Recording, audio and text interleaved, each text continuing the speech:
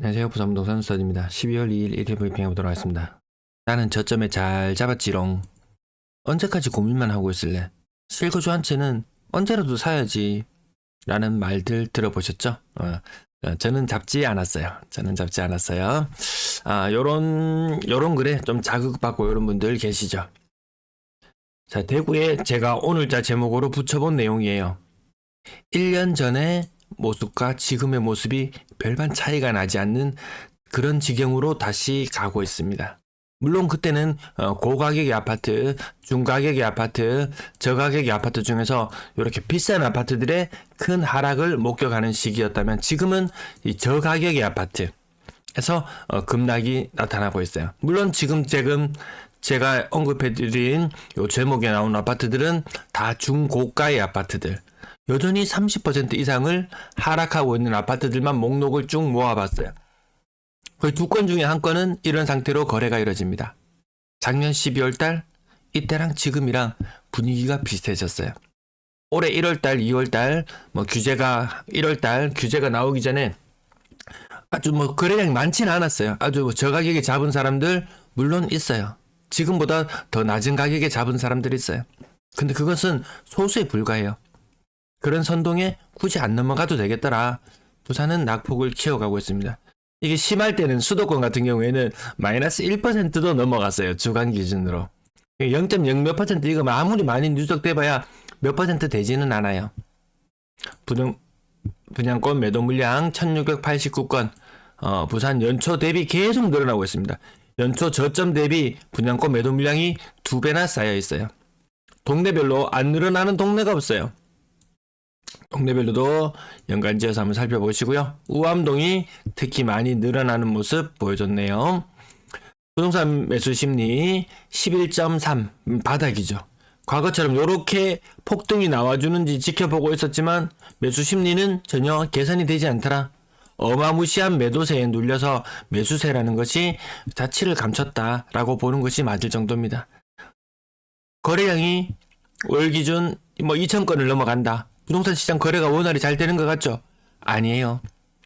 부산 미분양 2277건, 지난달 대비 32건, 아니다, 32건, 아니다, 왜 빨리 계산하죠? 42건 정도 늘어나 있습니다. 좋아요 누르시고, 구독 눌러주시고, 영상 이어서 시청해주시면 감사하겠습니다. 부산 아파트 거래량 66건, 1361건이니까 11월달 거래량 한 2600개 되겠네. 아니죠. 이제 12월 2일이지만 이미 거래량은 한 67에서 68% 정도 지금 거래가 된 것이 지금 1361건이에요. 그러면 최종적으로 거래량은 1973건 많으면 이 추세로 계속 많다면 1973건 2000건의 거래량도 무너져 내렸죠. 근데 그거보다 더 작아지는 시기들이 곧 이어서 찾아올 것 같습니다. 서울 61건, 부산 66건, 대구 61건, 인천 60건, 좀 큰 광역시는 60건대의 거래량, 대전 35건, 울산 31건, 좀 규모가 작은 광역시는 30건대. 거래가 많이 위축된 게 느껴지시나요? 앞에 거래량이 6자로 표시된 거 한번 찾아볼게요. 6자로 나왔던 거래량이 근래 들어서 나타나기 시작했지. 지난달에 없었고 지지난달에 한 번, 2번, 3번. 요 빈도가 굉장히 잦아지고 있습니다. 이제 이때는 아예 없었네요. 60건대 거래량을 보이는 날이 없었습니다. 거래가 주간 기준으로 제가 430건 정도로 예측하면서 살펴보는데 지난달에 좀 너무 섣부른 감이 있었습니다. 네, 지난달 거래량은 한 500건 정도로 예측하고 봤어야 되는데 한 450건 정도로 예측하려다가 대구와 같은 기준 430건으로 했더니만 예측과는 많이 좀 어긋나 보이는 그런 모습을 보이게 됐습니다. 12월달 430건, 450을 하려다가 분위기가 지금 워낙 급락하고 급냉되는 분위기라서 주간 기준으로 430건 잡아봤습니다. 건당 거래액은 빠지는 모습 보이고 12월달 거래 지금 서너 건? 7건 12월달 거래 7건 신고되어서요. 아직까지 요 수치는 그렇게 크게 참고하실 필요는 없을 것 같고 실거래 가격 한번 살펴볼게요. 자, 고점 대비 비싼 아파트들은 20%. 이 끝자락이 요 차트상에서 아파트 투미 사이트에요. 끝자락이 팍팍 이렇게 꺾이는 현상들을 자주 목격하실 수 있을 것 같습니다. 뭐 부산도 기준으로 30% 이상 하락하는 아파트 하면서 이렇게 이름을 붙여본다면 6억 이상 아파트 군에서도 몇 가지가 이름이 나오겠네요. 그래서 고점 대비 20% 산다? 조금 비싸게 사는 느낌이죠. 자, 6억 이상 아파트 몇 건이었나요, 오늘? 둘, 셋, 넷, 다섯, 하나, 둘, 셋, 넷, 다섯, 여섯, 일곱, 여덟, 8건. 60건의 거래 중에서 8건. 대략 한 12, 3% 정도 6억 이상 거래량 나타나고요. 많지는 않다라는 부분. 6억 이하 아파트는 오죽하겠느냐라는 말씀을 계속 드립니다. 26%, 26%, 24%, 22%, 19%, 동네 효성 해링턴 플레이스 고점 대비 35%, 35%. 살려면 지금 사는 건 아무튼 이 정도에 사면은 정말 아파트 매매 가격이 반토막이 나더라도 별로 타격이 없어요. 고점 대비 35%이 정도 사면은 큰 타격은 없어 보인다.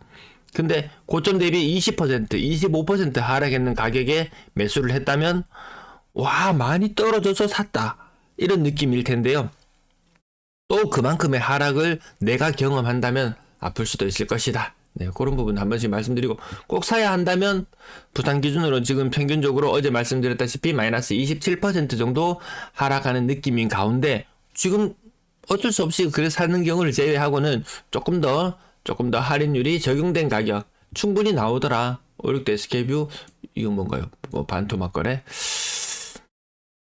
오늘은 낙폭이 많이 큰 거래는 보이지 않습니다. 요 가격대, 갑자기 가격대가 많이 비었어요. 여기 좀 많이 빠지는 4, 5, 6억대 요 아파트, 여기 낙폭을 제법 크게 기록하는 것들이 있는데 굉장히 많이 빠지고 갑자기 가격 변동폭이 그렇게 크지 않은 요 가격대야 버렸네. 73, 보통 대비 한 24, 5% 정도 빠지는 국평 기준으로 평당 1,000만 원 정도 하는 아파트. 여기 그렇게 오를 때 내릴 때 그렇게 큰 변동이 없었던 것 같고요.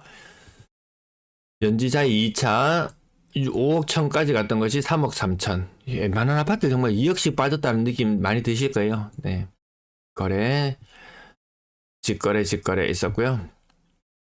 직거래 많이 빠지는 건 직거래. 근데 이거 30% 이상 빠졌네요. 야, 그건 직거래잖아. 근데 그렇게 스며들기 시작해서 중개거래로 이어지고, 그러면서 거래는 더 줄어들고, 직거래도 이제는 많이 안 통할 거예요. 작년에 직거래 할 만큼 했죠. 예. 안 팔리는 물건들, 뭐 세금 관계상 정리해야 되는 물건들, 이런저런 이유로 있던 물건들 생각보다 직거래로 많이 했고, 이제 직거래로 받아줄 사람도 그렇게 많지는 않다라는 부분.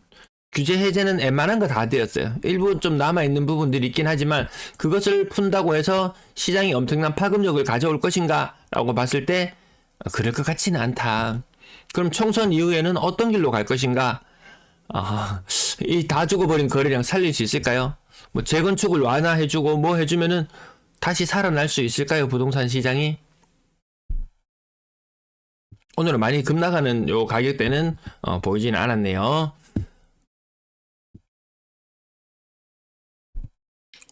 거래량 결국 3,000건을 뚫어보지 못하고 좋은 장을 구경해 보지 못하고, 자, 이번 상승턴은 지나가는 듯한 느낌. 거래량은 거의 70% 정도 신고되었고요. 자, 그렇게 봤을 때 6억 이상 거래량 300건 아래로는 이제 바로 떨어지는 것 같습니다. 300건 아래로는. 자, 요렇다. 요런 것이 다시 찾아온다면 감당할 수 있겠는가? 감당할 수 있겠는가? 이때하고 분위기가 많이 비슷하죠. 이때랑 분위기가 정말 많이 비슷해지고 있습니다. 6억 이상 거래 비중 13%대까지 떨어져 있고요. 분양권 7건 중에 2건, 분양권 매물은 자꾸만 늘어나고 있는 가운데 분양권 거래가 주간 기준으로도 좀 줄어든다 이런 느낌은 들고요. 줄어드는 가운데 직거래 비율이 많이 높아지고 있다는 부분도 생각해 볼 필요는 있겠습니다. 집 안 살래? 차라리 전세 살고 말래? 전세 비중이 조금 더 높아지고 있다는 모습도, 전세 거래량이 조금 더 많아지고 있다는 모습도 볼 수 있고요. 집 안 사고 전세 살래? 또 하나에 대한, 집 안 사고 월세 살래를 택하는 사람들도 많이 있는 것으로 그렇게 보여집니다. 이건 언론에서 나온 뉴스 제목이었고요. 자, 전세 가격 조금씩 빠지는 게 보입니다. 그나마 이것도 전세 가격이 빠지는 가운데 좀 신축이나 좀 선호도가 높은 곳들, 구축이나 선호도가 비교적 낮은 곳들, 이렇게 봤을 때 사람들이 여기에 더 몰려들고 구축은 생각보다 전세가 좀 잘 안 빠지는 이런 경향이 있어요. 이런 경향성이 나타남에도 불구하고 건당 전세 대금이 올라서지 못하는 거죠. 구축들까지 거래가 잘 안 되던 구축들까지 전세 거래 가 된다. 경기가 더 안 좋아지고 해서 아이고 집 뭐 조금 더 새 거 살면 뭐 하고 뭐 조금 헌 거 살면 뭐 하노 뭐 등짝 붙이고 뭐 등 따시면 되지 뭐 이런 식의 선택을 하게 된다면 평균 전세 가격은 조금 더 빠질 여지도 있을 것으로 보여집니다. 젊은 사람들한테 자꾸 집 사라 그러죠. 대출 잔뜩 내라 그러죠. 막 5억 6억 하는 집을 이 젊은 신혼부부들한테 사라고 합니다. 신혼부부들 돈 모아놔보여 얼마나 모아놨겠습니까? 뭐 1, 2억 모아놨다 쳐도 돈 4, 5억 대출 받으라 그러는데 금리 싸게 해줄게. 금리 싸다고 해서 이 원금 안 갚아도 됩니까? 원금 이거 분할해서 다 갚아야 되는 돈이에요. 4, 5억.